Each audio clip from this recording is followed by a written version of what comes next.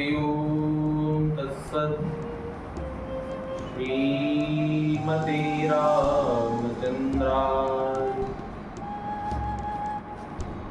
नमः। परमहंसाय स्वादितचिरमकरन्दाय भक्तजनमानस निवासाय श्रीरामचंद्राय सच्चिदानन्दरूपाय विश्वोपत्यादिहेतवे तापत्रय विनाशाय श्रीकृष्णाय वयं नमः। तप्तकाञ्चन गौरांगी राधे वृन्दावनेश्वरी वृषभानुसुते देवी प्रणमामि हरिप्रिय। मनोजवं मारुतुल्यवेगं जितेन्द्रियं बुद्धिमतां वरिष्ठं वातात्मजं वानरयूतमुख्यं श्रीरामदूतं शरणं प्रपद्ये। गुरुर्ब्रह्मा गुरुर्विष्णु गुरुर्देवो महेश्वर गुरुर्साक्षात् परब्रह्म तस्मै श्रीगुरुवे नमः। श्रीसीतानाथसमारम्भां श्रीरामानन्दार्यमध्यमाम् अस्मदाचार्यप्रणयन्तां वन्दे श्रीगुरुपरम्पराम्।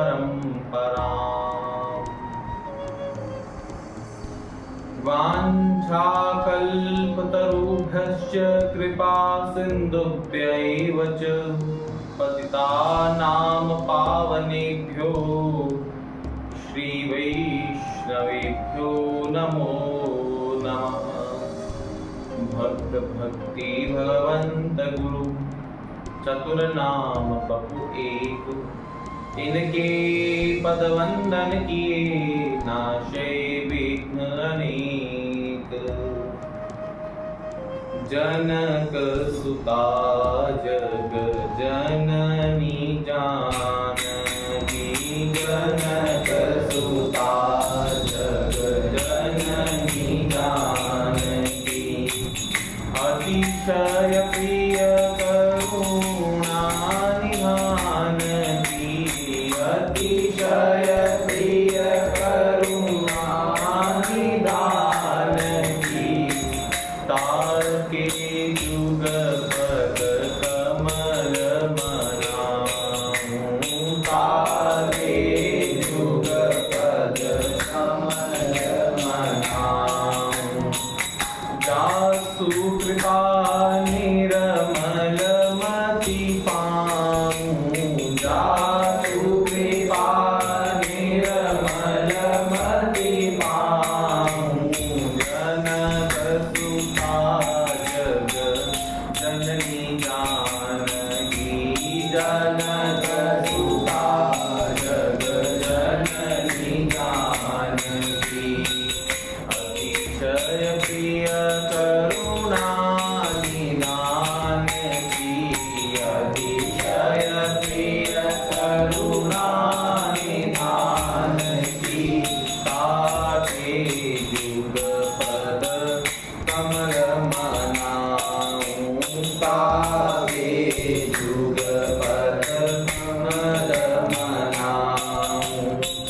जासु कृपा निर्मल मति पाऊं, जासु कृपा निर्मल मति पाऊं। श्री राम जय जय राम, श्री राम जय जय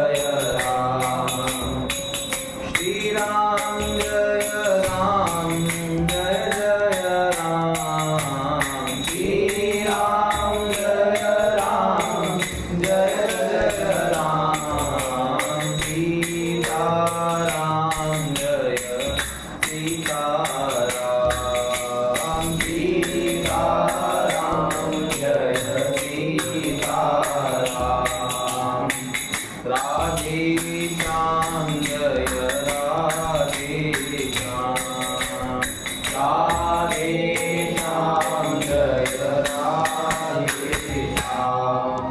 श्री सीतारामचंद्र भगवान की जय, श्री राधा कृष्ण भगवान की जय, श्री लक्ष्मी नारायण भगवान की जय, लक्ष्मी नरसिंह भगवान की जय, गौरी शंकर भगवान की जय, अनंत बलवंत श्री हनुमान जी महाराज की जय, श्री जगत गुरु मध्याद रामानंदाचार्य भगवान की जय, जगत गुरुद्वाराचार्य श्री मलुकदास जी महाराज की जय, श्री गोस्वामी तुलसीदास जी महाराज की जय, समस्त गुरु परंपरा वृंद की जय, श्री परम गुरुदेव भगवान की जय, श्री सद्गुरुदेव भगवान की जय। जय जय श्री सीताराम, जय जय श्री राधे श्याम, हर हर महादेव, पिताई गौर प्रेमानंदे, हरि हरि बोल। हरे शरणं भक्तवांछा कल्पतरु भक्तवत्सल, शरणागत वत्सल परात्पर परब्रह्म भगवान श्री सीतारामचंद्र भगवान की महती अकारण करुणा के फलस्वरूप उन्हीं के अनुग्रह विग्रह श्री सद्गुरुदेव भगवान की कृपा के फलस्वरूप आज हम सबका परम सौभाग्य कि श्री पुरुषोत्तम मास की अंतिम तिथि आज ज्येष्ठ अमावस्या अधिक मास पुरुषोत्तम मास समाप्त और आज सोमवार है, इसलिए सोमावती अमावस्या और संक्रांति तिथि भी है आज। और हमारे श्री रामानंद संप्रदाय के विशिष्ट विभूति जगद्गुरु श्रीमद्याद रामानंदाचार्य भगवान के प्रधान 12 शिष्यों में से एक संत शिरोमणि श्री रैदास जी महाराज की तिरुभाव तिथि। तो गत हमने चर्चा करी कि किस प्रकार से हनुमान जी महाराज ने कहा प्रभु आपके प्रताप से ही मैं समुद्र लांघ कर श्री जानकी जी का पता करा। 33वें दोहे से प्रारंभ करते हुए ता कहु प्रभु कछु अगम नहीं, जा पर तुम अनुकूल, तब प्रभाव बड़वान नहीं, जारि सकई खल तूल। नाथ भगति अति सुखदायनी, देहु कृपा करि अनपायनी। सुन प्रभु परम सरल कपि बानी, एवमस्तु तब कहेउ भवानी। उमा राम स्वभाव जेहि जाना, ताहि भजन तजि भावना आना। यह संवाद जासु उर आवा, रघुपति चरण भगति सोई पावा। सुनि प्रभु वचन कहि कपि वृंदा, जय जय जय कृपाल सुख कंदा। तब रघुपति कपिपत ही बोलावा, कहा चले कर करहु बनावा। अब विलंब के कारण की जय, तुरत कपिन कहूँ आयुष दीजय। कौतक देखि सुमन बहु बरखी, नवते भवन चलय सुर हरखी। कपिपति बेगी बोलाए आय जूथप जूथ, नाना बरन अतुल बल, बानर भालु बरूथ। हनुमान जी क्या कह रहे हैं? ता कहूँ प्रभु कछु अगम नहीं, जा पर तुम अनुकूल। किसकी अनुकूलता की आवश्यकता है? भगवान की अनुकूलता। क्यों? क्योंकि सब वस्तुओं की अनुकूलता होने पर भी अगर भगवान हमारे प्रतिकूल है तो भी हमारी स्थिति अच्छी नहीं रह सकती। जैसे हिरण्यकश्यप ने जब तपस्या करी तब वर में उसने सब वह वस्तु मांग ली जो उसके स्वयं के अनुकूल थी कि दिन में ना मरूं, रात में ना मरूं, ऊपर ना मर सकूं, नीचे ना मर सकूं, अंदर ना मरूं, बाहर भी ना मरूं, जल में ना मरूं, पृथ्वी पर ना मरूं, आकाश में ना मरूं, नर से ना मरूं, वानर से ना मरूं, किसी ब्रह्मा के बनाए किसी भी जीव से ना मरूं, किसी अस्त्र शस्त्र से ना मरूं, ब्रह्मा के बनाए किसी महीने में ना मरूं। तो ये सब चीजें उसने करी, अपनी अनुकूलता के लिए करी। इसमें उसने भगवान की अनुकूलता नहीं करी, भगवान की प्रसन्नता नहीं देखी, केवल स्व अपनी ही प्रसन्नता को हिरण्यकश्यप ने देखा। तो उसके लिए हर चीज अनुकूल हो गई। हिरण्यकश्यप के लिए संसार में ब्रह्मा जी के द्वारा बनाई हुई हर वस्तु हिरण्यकश्यप के लिए अनुकूल हो गई, परंतु क्या अनुकूल नहीं थे? भगवान। तो जब उसके प्रति सब वस्तु संसार की हर मटेरियल चीज उसके लिए अनुकूल है, परंतु भगवान उसके लिए अनुकूल नहीं है, तो उसका विनाश संभव था। अगर उसके पीछे पूरी सृष्टि प्रतिकूल होती और भगवान अनुकूल होते तो वह बच जाता। जैसे प्रहलाद जी के लिए हर स्थिति प्रतिकूल है, ऐसी कोई स्थिति नहीं है जो प्रहलाद जी के अकॉर्डिंग बनती है। श्री प्रहलाद जी जिस गुरुकुल में गए उसमें संडे मर्द जो शुक्राचार्य का बेटा था वो है, राक्षसों की पाठशाला में श्री प्रहलाद जी पढ़ रहे हैं, उनका पिता ही उनको मारने की साजिश कर रहा है, राक्षसों के मध्य रह रहे हैं। एक भी स्थिति प्रहलाद जी के लिए अनुकूल है ही नहीं। हर भोजन प्रतिकूल, राक्षसों के घर में राक्षसों जैसा भोजन होगा। हर एक वस्तु श्री प्रहलाद जी महाराज के लिए क्या थी? प्रतिकूल। पर उनके अनुकूल कौन थे? श्री भगवान। सिर्फ भगवान के कारण ही प्रहलाद जी महाराज आज धृतराज हैं। क्यों? क्योंकि वह हर वस्तु के प्रतिकूल होने पर भी उनके प्रति सिर्फ अनुकूलता किसकी रही? भगवान। तो यहाँ हनुमान जी वही कह रहे कि प्रभु उसके लिए कुछ असंभव नहीं है जिस पर आप अनुकूल। तब प्रभाव बड़वान ही जारी सकय कलु दूर। तो ऐसा कोई भी कार्य जो संसार में लग सकता है कि असंभव है, उस असंभव कार्य को भी भगवान संभव कर देते हैं। इससे केवल और केवल उनकी अहेतु की कृपा से। नाथ भगति अति सुखदायनी, देहु कृपा कर अनपायनी। यहाँ हनुमान जी ने कहा कि प्रभु आपकी भक्ति सुखदायनी, सुख प्रदान करने वाली। वो तो वास्तविक बात है ही है, क्योंकि केवल भक्ति ही एक ऐसी चीज है जो इस जीव को संसार से बाहर कर सकती है। दुखाद्यम शाश्वतम ये संसार है। अब इस दुख से बाहर निकालने के लिए एक ही चीज है, वो क्या है? भक्ति। इसका मतलब भक्ति क्या है? भगवान की सुखदायिनी है। दुख नहीं होगा तो क्या होगा? सुख होगा। जहाँ पर अंधेरा नहीं है वहाँ क्या है? उजाला है। तो वैसे ही जहाँ दुख नहीं है वहाँ पर क्या है? सुख है। तो भगवान की जो भक्ति है वो सुख प्रदान करने वाली है। क्यों? क्योंकि पुनरपि जननम पुनरपि मरणम पुनरपि जननी जठरे शयनम। बार बार जन्म लेना, बार बार मरना, बार बार किसी न किसी माता के गर्भ में जाना, इससे बड़ा दुख कुछ नहीं है जीवन में। और इस दुख को पार कर कर भगवान की भक्ति प्राप्त होती है। भगवान की भक्ति से सुख प्राप्त होता है। तो यही हनुमान जी ने कहा कि हे भगवान आप अपनी अनपायनी भक्ति मुझे दे दो। सुखदायिनी भक्ति भी है और अनपायनी। अनपायनी यानी कि निश्चल, जिसमें छल नहीं। अभी तक हम लोग जो भक्ति कर रहे हैं या कोई जीव जो भक्ति कर रहा है वो छल भक्ति कर रहा है।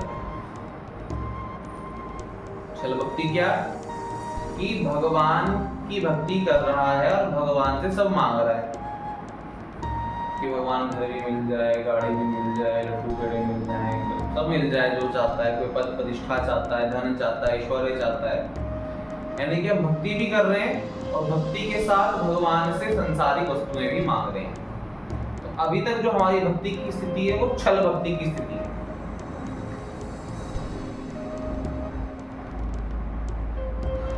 दो प्रकार की भक्ति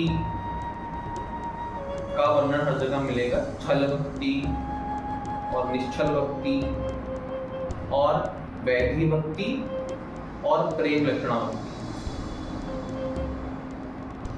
निश्चल भक्ति तो बता दिया, जिसमें भगवान की भक्ति और भगवान के अलावा किसी और वस्तु के कांक्षा नहीं होती, उसे बोलते हैं निश्चल भक्ति। छल भक्ति जिसमें हम लोग भगवान को भी मांग रहे हैं और भगवान के समक्ष और चीजें भी मांग रहे हैं जो हमें आवश्यकता लगती।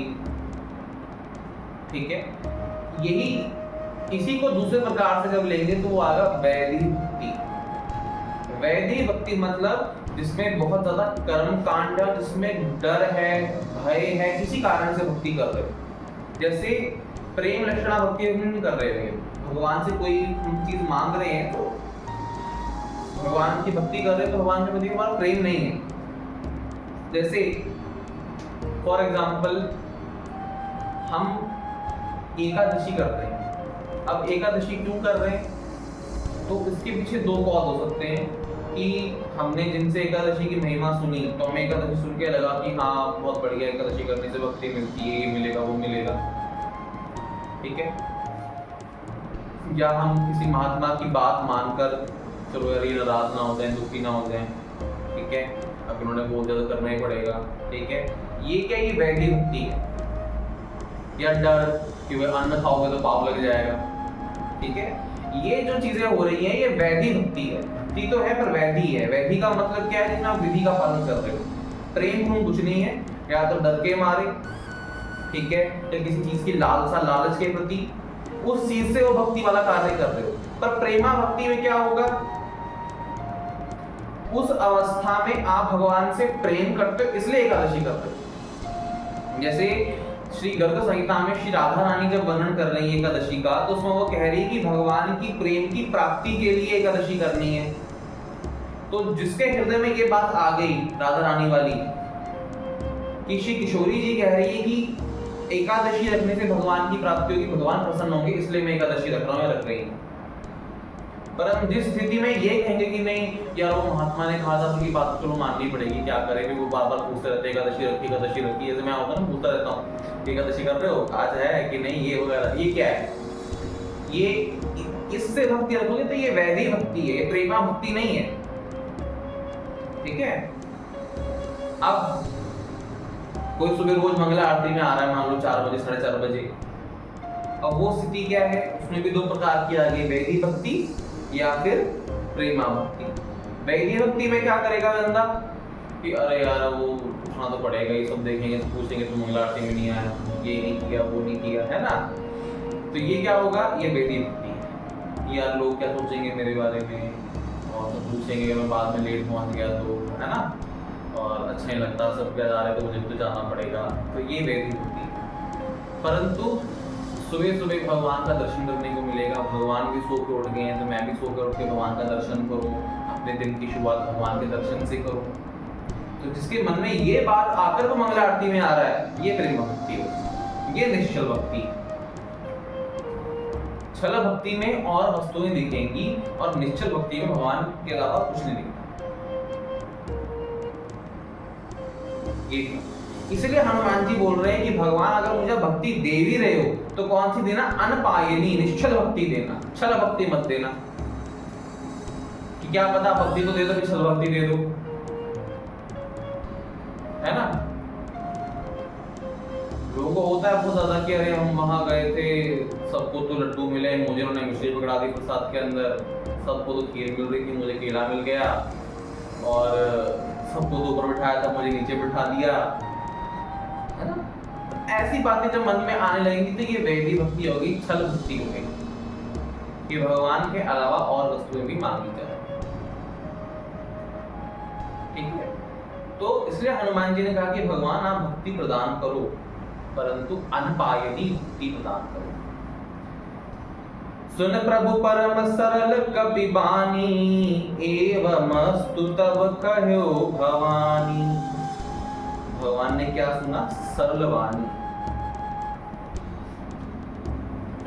भगवान जो वाणी सुन रहे हो कौन सी होगी? सरल, निष्कपट वाणी। लोग कहते हैं ना कि हम वहां गए, फलानी जगह मन्नत मांगी, हमारी मन्नत पूरी नहीं हुई, भगवान से हम ये मांगते हैं वो मांगते हैं, वो पूरी क्यों नहीं हुई? क्योंकि हमारी जो वाणी है वो सरल नहीं। भगवान सुनते हैं सरल वाणी।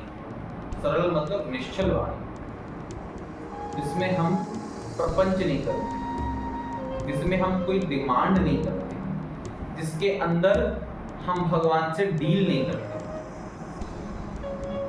माँ मुरादें पूरी कर दे, हलवा बांटूंगी, तो ये क्या है? ये सरल नहीं है। उसने डील कर दिया कि माता मेरी मुराद पूरी होगी तब हलवा बांटूंगी, उससे पहले नहीं बांटने वाली, जो मर्जी करो। ठीक है, तो ये क्या है? ये निश्चलता नहीं है, ये छलता है, छला है, सरलता नहीं है। ठीक है, प्रेम नहीं है। यहाँ डील चल रही है माता के साथ कि माता नारियल चढ़ेगा, माता चुन्नी चढ़ेगी, ये सो चीजें। तो यहाँ पर जो भगवान वाणी सुन रहे हैं, तो सरल वाणी सुन रहे हैं, जो आप बहुत प्रेम से और सरलता से सुन।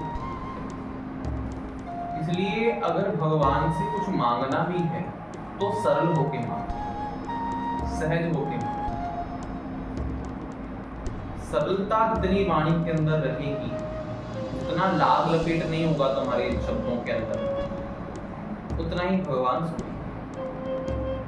जब तुम भगवान से किसी चीज को लेकर डील करोगे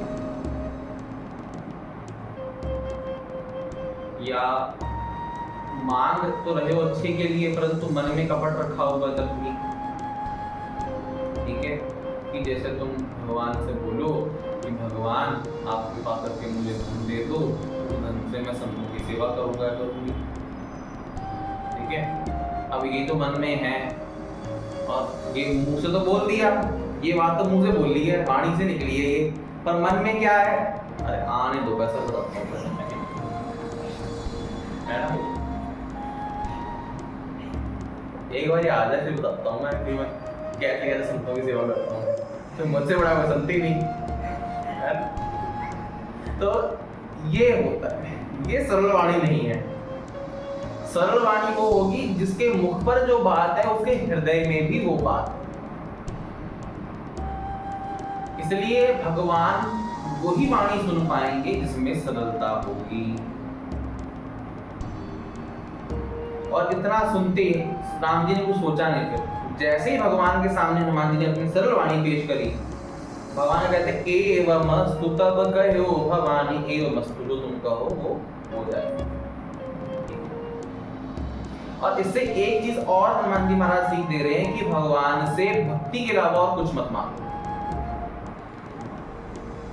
भगवान सर्व समर्थ है, भगवान सब कुछ दे सकते हैं, ऐसी बात नहीं है कि भगवान नहीं दे सकते, परंतु भगवान से मांगो ही भक्ति। क्योंकि भगवान से तुम कुछ और मांगोगे तो भगवान ऐसे प्रपंच में डालना, नारद जी की तो कथा सुनी हमने, तो जिसने भी संसारिक वस्तु भगवान से मांगी वह प्रपंच में ही पड़ गए। इसलिए भगवान से संसारिक वस्तु मत मांगो, भगवान से भगवान की भक्ति मांगने का यहाँ पर कहा गया। परंतु जब तक हम उस स्थिति में ना पहुंचे तब तक वैदिक भक्ति भी पालन करना ठीक है। तब तक छल भक्ति कर लो, कोई बात नहीं, पर ये नहीं कि हम छल भक्ति में बैठे रहे, वैदिक भक्ति में बैठे रहे, प्रेमा भक्ति में ना जाए, ये बात भी गलत है। क्योंकि स्टार्टिंग वैदिक से ही होगा, कोई नित्य सिद्ध ही होगा जो सीधा ही प्रेमा भक्ति से स्टार्ट कर रहा है, नहीं तो स्टार्टिंग सबकी वैदिक भक्ति से ही होती है। ठीक है, कि भाई किसी को सुन रहे हो, उनसे बहुत प्रेम हो गया, अब ठीक है, प्रेम हो गया, उनकी बात माननी पड़ेगी, ठीक है, चलो मान लेते हैं। या उन्होंने ऐसा डरा दिया तुम लोगों को, डर ही गए, और भैया तो करनी पड़ेगी एकादशी, तो माला फेरनी पड़ेगी, ठीक है ना। तो ये स्टार्टिंग हमेशा वेदी से ही होती है, बाद में जाके प्रेम भक्ति में भी कन्वर्ट होती है, ऐसी बात नहीं। अब भगवान शिव कह रहे उमा राम सुभाव जेहि जाना, ताई वजुगत जी भाव न आना। तो क्या कहा भगवान शिव ने कि हे उमा, हे पार्वती, इसने भगवान के स्वभाव को जान लिया। ताहि भजन तजि भावना आना, तब उसके जीवन में भजन के अलावा कुछ नहीं रहता है। तब अन्य वस्तु रहेगी नहीं इसके जीवन में, वह केवल और केवल भजन ही मांगेगा और भजन में ही डूबा रहेगा, वह उसकी स्थिति होगी। अभी कथा के स्टार्टिंग में ही श्री रैदास जी महाराज का स्मरण किया, तो श्री रैदास जी क्या है, वो बिल्कुल ऐसे ही हैं। उन्होंने भगवान के स्वभाव को जान लिया और उसके बाद उनमें और भगवान में भेद रहा ही नहीं। वो भजन के अलावा और कुछ कर ही नहीं रहे। प्रभु जी तुम चंदन हम पानी, प्रभु जी तुम मोती हम धागा, यानी कि भगवान के साथ वो संबंध कर लिया श्री रैदास जी महाराज ने जिसमें भजन के अलावा और कुछ हो ही नहीं रहा। प्रभु जी तुम स्वामी हम दासा, ऐसी भक्ति करे रैदास। एकाकी हो गए, साथ हो गए। तो यही है भगवान के स्वभाव को जानना। इसने भगवान की करुणा को, कृपा को समझ लिया, उसके बाद उसके जीवन में भजन के अलावा कुछ नहीं है। अभी हमारे जीवन में भजन के अलावा और चीजें इसलिए हैं क्योंकि हम भगवान के स्वभाव को भी नहीं जानते। ठीक है ना? अभी हम बहुत कह लेते हैं करुणामय, कृपामय, प्राण धन, ये वो फलाना ढमकाना, सब कहते हैं भगवान को, परंतु वास्तविकता में हम उनके साथ अभी वो हमने मुंह से तो बोल रहे हैं, वही बात आ गई फिर से छल भक्ति वाली, मुंह से तो भगवान को बोल रहे हैं कि आप हमारे प्राण धन हो, पर नहीं, अभी हमारी वो स्थिति नहीं आई कि हम सच्ची में भगवान को अपना प्राण धन मांगेंगे। इसलिए श्री भगवान शिव ने कहा, जिसने भगवान राम के स्वभाव को जान लिया, उसके जीवन में भजन के अलावा और कुछ नहीं है। यह संवाद जासु उर आवा, रघुपति चरण भगति सोई पावा। और जिसके हृदय में यह संवाद कौन सा चल रहा है अभी? भगवान श्री राम और श्री हनुमान जी महाराज के भक्त और भगवान की बीच के संवाद को जिसने अपने हृदय में धारण कर लिया, उसको भक्ति सहज प्राप्त हो। इसलिए मानस जी को पढ़ने के लिए कहा जाता है, मानस जी के आश्रय में रहने को कहा जाता है, भागवत के आश्रय में रहने को कहा जाता है, भगवत गीता के आश्रय में रहने। क्यों? क्योंकि ये चीजें क्या है? भगवान और भगवान के भक्त के बीच की वार्ता। अभी ये जो चरितमानस जी में हम पढ़ रहे हैं, इसमें किसका वार्ता है? भगवान राम और श्री हनुमान जी महाराज। भगवत गीता भगवान कृष्ण और उनके भक्त अर्जुन। श्रीमद् भागवतम, भागवत में भी भगवान है और भगवान के भक्त, मतलब भगवान और भगवान के भक्त के मध्य जो चर्चा हृदय में स्थित हो जाएगी, उससे ही निश्चल भक्ति प्राप्त। इसलिए भगवान और भगवान के भक्त दोनों की ही वाणी के आश्रय में रहना आवश्यक है। सुन प्रभु वचन कहीं कवि वृंदा, जय जय कृपाल सुख गंदा। तो जैसे ये सब सुना तो बंदर भालुओं ने तब भगवान की जय जयकार करने लगे।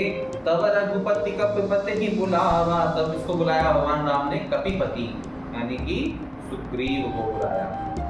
कहा चलेगा कर करहु बनावा, अब विलंब नहीं करना, जल्दी जल्दी अब जानकी जी को प्राप्त करने के लिए चलो। अब विलंब के ही कारण की जय, तुरंत कपिन कहूँ आयुष दी जय। आज्ञा दो, क्या आज्ञा दो? कौतुक देख सुमन बहुबर की। जब ये देखा कि वहां श्री राम भगवान श्री जानकी जी को लेने जा रहे हैं, तब देवताओं ने पुष्पों की वर्षा जो है भगवान श्री राम पर करी। नभ ते भवन चले सुर हर की, कपिपति बेगी बुलाए, आए जूथ अब जूथ, नाना वर्ण अतुल बल, बानर बालु बरूथ। तब सुग्रीव के कहने पर बड़े बड़े वानर, भालू, ये सब जूथ अब जूथ, मतलब उनके ग्रुप, जूथ का मतलब हो गया ग्रुप, ठीक है, बड़े बड़े ग्रुप्स के अंदर जो है वानर और सेनापति आना शुरू हो गए। इसके बाद आगे की चर्चा करें। रामस्तु। श्री राम जय जय राम। श्री राम जय जय राम। श्री राम जय जय राम। श्री राम जय जय राम। श्री राम जय जय राम। श्री राम जय राम। श्री सीतारामचंद्र भगवान की जय। श्री राधा कृष्ण भगवान की जय। अनंत बलवंत श्री हनुमान जी महाराज की जय। श्री गोस्वामी तुलसीदास जी महाराज की जय। श्री बलरामचंद्र मानस जी की जय। श्री सुंदरकांड जी की जय। श्री परम गुरुदेव भगवान की जय। श्री सद्गुरुदेव भगवान की जय। जय जय श्री सीताराम। जय जय श्री राधे श्याम। हर हर